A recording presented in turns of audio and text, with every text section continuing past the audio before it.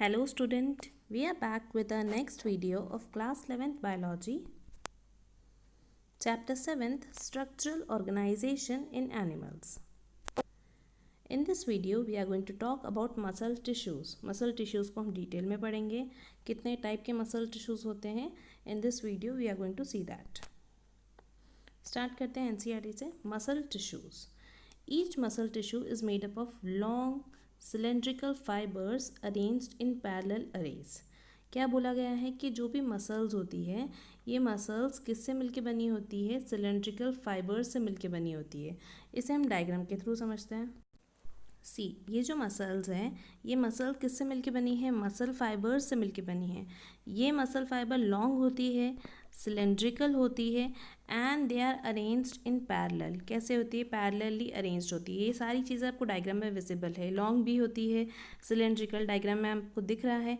और कैसी होती है? एक दूसरे के बिल्कुल पैरेलल होती है. अब अगर हम देखें तो मसल किससे मिलके बनी है? Muscle fibre. बट अगर हम किसकी बात करते हैं? मसल फाइबर की बात करते हैं तो ये मसल फाइबर जो होती है ये वापस किससे मिलके बनी होती है? मायोफाइब्रिल से मिलके बनी होती है. आई होप कंसेप्ट क्लियर हो रहा होगा आपको कि मसल जो है ये बनी है मसल फाइबर से मिलके and muscle fibre is made up of myofibrils. Muscle fibre किससे मिलके बनी है? मायोफाइब्रिल से. देखते हैं इसे. These fibers are composed of numerous fine fibrils called myofibrils. मैंने आपको अभी बताया कि मसल जो है किससे मिलके बनी है? फाइबर्स से मिलके बनी है. That is your muscle fibres. हमने डायग्राम में देखा अभी. और जो फाइबर्स होते हैं ये वापस किससे मिलके बने होते हैं? मायोफाइब्रिल्स. मतलब ऐसे छोटे छोटे मायोफाइब्रिल्स मिलके बनाएंगे मसल फाइबर को, मसल फाइबर मिलके बनाएंगे मसल को. इस तरह से आप समझ सकते हैं इसे. नेक्स्ट देखते हैं. Muscle fibres contract. क्या करती है मसल फाइबर? कॉन्ट्रैक्ट करती है. Shorten in response to stimulation. अगर कोई भी स्टिमुलेशन होगा तो उसके कारण मसल क्या हो जाएगी? मसल फाइबर्स जो है कॉन्ट्रैक्ट होगी. Then relax, lengthen and return to their uncontracted state in a coordinated fashion. मतलब ओवरऑल यहाँ पे ये बता रखा है कि जो भी आपके मसल फाइबर्स रहती है ये कॉन्ट्रैक्ट भी होती है, रिलैक्स भी होती है, या फिर बोल सकते हैं शॉर्टन होती है, छोटी होती है, और वापस लंबी भी हो जाती है. कोऑर्डिनेटेड वे में ये वर्क करती है. Next, their action moves the body to adjust the changes in the environment and to maintain the position of various parts of your body. आप देख सकते हो जैसे आप आपके हैंड का मूवमेंट देख रहे हो या फिर लेग्स का मूवमेंट देख रहे हो तो जो भी आपके मसल्स है ये क्या होती है? स्ट्रेच होती है, रिलैक्स होती है. तो ये जो भी मूवमेंट हो रहा है आपकी बॉडी मेंटेन करती है पोजीशन के अकॉर्डिंग. तो वो किस वजह से करती है? क्योंकि ये मसल फाइबर्स जो है अपनी पोजीशन क्या करते हैं? चेंज करते हैं. Next, in general muscle plays an active role in the movement of body. आपकी बॉडी मूवमेंट शो करती है तो वो किस वजह से करती है? Due to this muscles. Muscle जो है इसका बहुत एक्टिव पार्टिसिपेशन रहता है ताकि आपकी बॉडी इजीली क्या कर सके? मूव कर सके. अब मसल को और डिटेल में हम देखते हैं तो मसल आर ऑफ 3 टाइप्स. कौन कौन से टाइप्स होते हैं? Skeletal, smooth and cardiac. आप ऑलरेडी इनके बारे में 9th क्लास में पढ़ चुके हैं. अब हम थोड़ा और डिटेल में देखेंगे इसे. मसल टिश्यूज़ कितने टाइप के होते हैं? 3 टाइप के. Skeletal muscle, smooth muscle, cardiac muscle. Start करते हैं स्केलेटल मसल से. सी, नेम क्या है इसका? Skeletal muscle. तो स्केलेटल मसल इसका नाम क्यों दिया है? क्योंकि ये जो मसल्स हैं ये क्लोजली अटैच रहती है या फिर एसोसिएटेड रहती है किससे? बोन्स से. तो बोन्स आपका क्या है? स्केलेटल सिस्टम की हम बात कर रहे हैं तो ये उससे अटैच रहती है. इस वजह से इसका नाम क्या दिया गया है? Skeletal muscle. देखते हैं हम.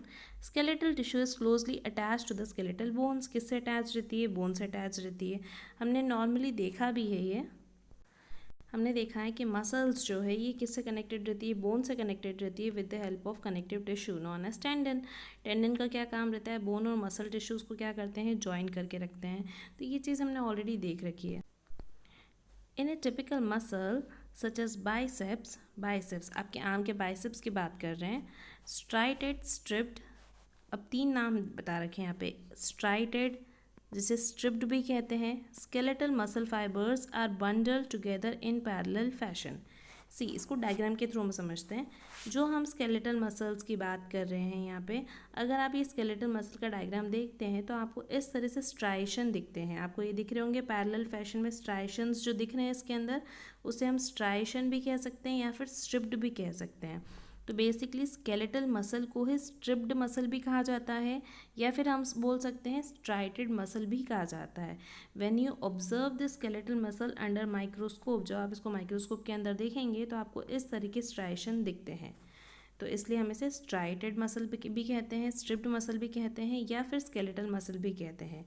एक और इसका नाम होता है that is your voluntary muscles. इसे वॉलेंट्री मसल भी कहा जाता है। वॉलेंट्री हम इसे क्यों कहते हैं?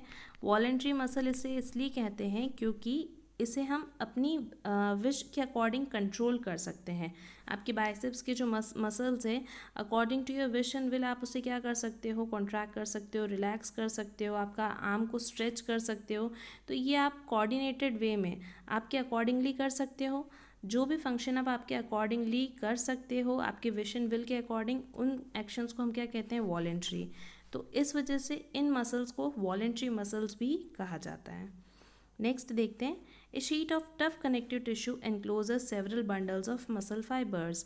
कनेक्टिव टिश्यू की कवरिंग रहती है जो क्या कवर करती है, मसल फाइबर्स को कवर करती है। नेक्स्ट देखते हैं smooth muscle tissues. Smooth muscle tissues की हम बात करें तो ये आपको डायग्राम बता रखा है। अगर यही डायग्राम आप NCERT से देखिए तो आपको कुछ इस तरह से दिखेगा। अगर आप ये डायग्राम देखें तो ये आपको स्मूथ मसल का डायग्राम बता रखा है, और ये स्मूथ मसल के डायग्राम में आपको क्या बता रखा है कि ये बीच में से जो मसल्स होती है काफ़ी थिक होती है, और जैसे ही इसके आप एंड में जाते हैं तो आपको एंड कैसे दिखते हैं, बहुत ही थिन दिखते हैं। तो इन एंड्स को हम क्या कहते हैं, टेपरिंग एंड कहते हैं, या फिर हम कह सकते हैं फ्यूजीफॉर्म एंड्स, ये भी कहा जाता है इसे। ये आपको फर्स्ट वाला डायग्राम बता रखा है किसका, स्केलेटल मसल या फिर स्ट्राइटेड मसल। स्ट्राइटेड हमने क्यों बोला है, क्योंकि आपको यहाँ पे स्ट्राइशंस विजिबल है। अभी हम पढ़ रहे हैं स्मूथ मसल, तो ये कैसी होती है, टेपरिंग होती है या फिर फ्यूजीफॉर्म टाइप की होती है। अब इसे समझते हैं हम NCERT के through. Smooth muscle fibres tapers at both the ends, इस डायग्राम में भी विजिबल है और मैंने अभी आपको डायग्राम भी बताया। And do not show striation, इसके अंदर स्ट्राइशन नहीं होते हैं। स्ट्राइशन हमने कहाँ देखे हैं, जस्ट इसी के पहले जो हमने पढ़ा था स्केलेटल मसल, तो हमने देखा था उसमें स्ट्राइशन दिख रहे थे, आपको पैरेलल लाइंस दिख रही थी। ऐसा कोई स्ट्राइशन यहाँ पे आपको नहीं दिखता है। Cell junction hold them together and are bundled together in connective tissue sheet. Cell junctions क्या करते हैं, इसे होल्ड करके रखते हैं और कनेक्टिव टिश्यू की शीट से क्या रहते हैं, बंडल टुगेदर रहते हैं। Next, the wall of internal organ such as blood vessels. अब कहाँ पे ये प्रेजेंट होते हैं, मेनली स्मूथ मसल टिश्यूज़ किस जगह पे प्रेजेंट होते हैं, तो हम देख रहे हैं wall of internal wall of organs, जैसे कहाँ पे ब्लड वेसल्स, स्टमक, इंटेस्टाइन, यहीं पे मेनली आपको क्या देखने को मिलते हैं, स्मूथ मसल टिश्यूज़ देखने को मिलते हैं। Contain this type of muscle tissue. Smooth muscle tissues are involuntary. अभी मैंने आपको स्केलेटल मसल के बारे में क्या बताया था, वो वॉलेंट्री मसल्स होती है, आपके विश एंड विल के अकॉर्डिंग क्या हो सकती है, कंट्रोल्ड हो सकती है। बट अपोजिटली स्मूथ मसल्स कैसी होती है, इनवॉलेंट्री होती है, आप इसे खुद कंट्रोल नहीं कर सकते हो। ऑब्वियस सी बात है, अब जैसे ब्लड वेसल्स है तो क्या आप इसे कंट्रोल कर सकते हो, इसकी वॉल्स को बिल्कुल भी नहीं कर सकते हो, स्टमक की वॉल्स को भी नहीं कर सकते हो, इंटेस्टाइन की वॉल को भी नहीं कर सकते हो। अब यही बताया गया है यहाँ पे, smooth muscles are involuntary as their function can not be directly controlled, क्योंकि इसके फंक्शन को हम कंट्रोल नहीं कर सकते हैं। We usually are not able to make it contract merely by thinking as we can do with skeletal muscle. जैसा कि हम किसके साथ कर सकते थे, स्केलेटल मसल के साथ कर सकते हैं, ईजिली हम बाइसेप को क्या कर सकते हैं, कॉन्ट्रैक्ट कर सकते हैं, रिलैक्स कर सकते हैं। बट सेम हम स्टमक की वॉल्स या फिर ब्लड वेसल या फिर इंटेस्टाइन की वॉल के साथ में नहीं कर सकते हैं। तो ये कैसी होती है, इनवॉलेंट्री होती है। नॉन स्ट्राइटेड भी बोल सकते हैं इसे, क्योंकि यहाँ पे कोई भी स्ट्राइशन प्रेजेंट नहीं है, या फिर हम इसे क्या बोलते हैं, स्मूथ मसल टिश्यूज़ बोलते हैं। ये सारे ही नेम्स आपको याद रखने हैं। नेक्स्ट हम देखते हैं कार्डियक मसल के बारे में। कार्डियक मसल नाम से ही समझ में आ रहा है, कार्डियक जहाँ पे भी नाम होता है किससे रिलेटेड रहता है, हार्ट से रिलेटेड रहता है। तो ये मसल डेफिनेटली कहाँ मिलेगी, आपको हार्ट में मिलेगी। अब हार्ट की जब भी हम बात करते हैं तो कार्डियक टर्म उसी से रिलेटेड होता है ये। Cardiac muscle tissue is contractile tissue present only in the heart. कहाँ पे प्रेजेंट होता है, हार्ट के अंदर प्रेजेंट होता है।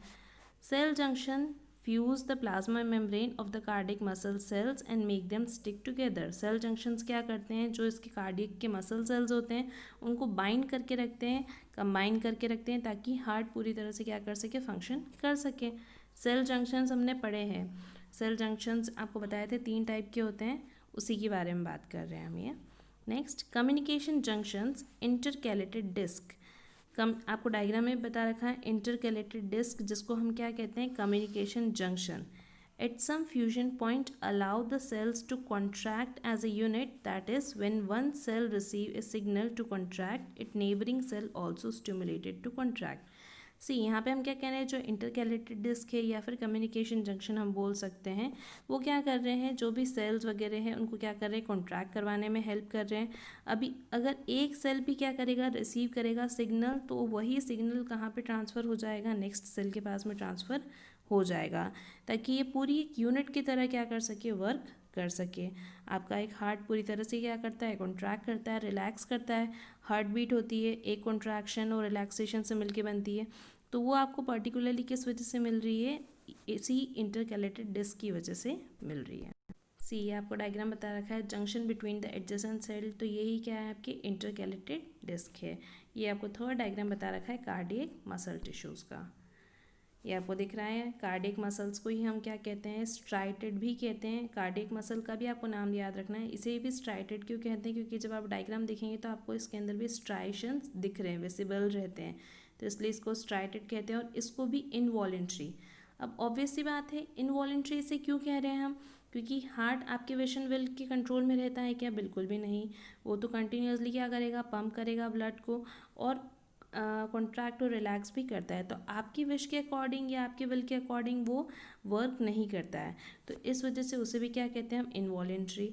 और यही हमने एक और क्या बोला था, स्मूथ मसल्स को भी हम क्या कहते हैं, इनवॉलेंट्री। और पर ये कैसी होती है, नॉन स्ट्राइटेड होती है, ये ध्यान रखना है आपको। यहाँ पे आपको कोई भी स्ट्राइशन नहीं मिलते हैं। सिमिलरली स्केलेटल मसल कैसी होती है, स्ट्राइटेड होती है और वॉलेंट्री होती है। आई होप ये सारी चीज़ें आपको क्लियर हो गई होगी। Thanks for watching and don't forget to like, share and subscribe.